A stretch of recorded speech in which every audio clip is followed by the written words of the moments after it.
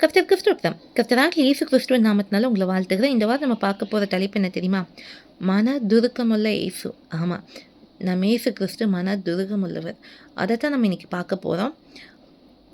மத்தேயு 20வது அதிகாரம் 30வது வசனத்திலிருந்து 34 வரைக்கும் பார்த்தீங்கன்னா, இயேசு கிறிஸ்து எங்கே போகிறாங்கன்னா நடந்து போயிட்டுருக்காங்க.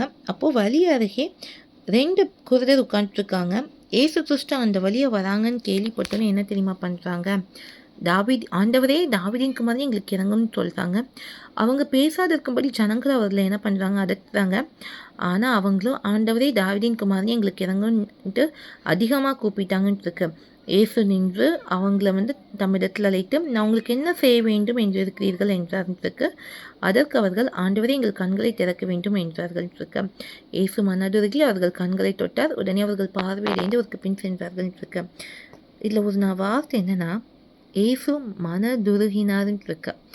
அப்போது அந்த குருடர்கள் ஆண்டவரே தாவீதின் குமாரனே எங்களுக்கு இறங்குன்னு சொன்னபோது அவர் இறங்கினார். அது மாத்திரம் இல்லை, அவங்க கேட்டுக்கொண்டதை செய்கிறார். இன்றைக்கும் ஏசு கிறிஸ்து இதுதான் நம்மக்கிட்ட பேசுகிறாங்க. அவர் மனம் இரக்கமுள்ள தேவன். இன்றைக்கும் ஆண்டவரே தாவீதின் குமாரனே எனக்கு இறங்கும்னு நீங்கள் சொல்லும்போது கர்த்தர் உங்களுக்கு இறக்கம் செய்வார். உடனே அந்த பார்வை அடைந்த மனுஷங்க என்ன பண்ணுறாங்கன்னா அவருக்கு பின் சென்றார்கள். இன்றைக்கி நீங்கள் எழுதி வச்சுக்கோங்க, ஏசப்பா உங்களுக்கு நன்மை செய்ய போகிறாங்க. அவரை பின்பற்ற ஆயத்தமாயிருங்க. 6 மாதம் முடிந்தால் என்ன, 7வது மாதத்தில் அவர் அற்புதம் செய்ய வல்லவராக இருக்கிறார். ஒரு நாள் அவர் உங்களை கைவிட மாட்டார். சந்தோஷப்பட்டு களி கூறுங்க. உங்களுக்கு என்ன தேவைனாலும் சரி, நீ ஏசப்பாட்ட கேளுங்க. இந்த ஆண்டு முடிவதற்குள்ளாக கர்த்தர் உங்கள் வாழ்க்கையில் செய்து முடிப்பார். அவர் மனதுருக்கமுள்ள தேவன். உங்களுக்கு இறங்காமல் இருப்பாரா? அவருடைய பிள்ளையாகி உங்களுக்கு செய்யாமல் இருப்பாரா? நிச்சயமாய் செய்வார். காரியங்களை வாய்க்க செய்வார்.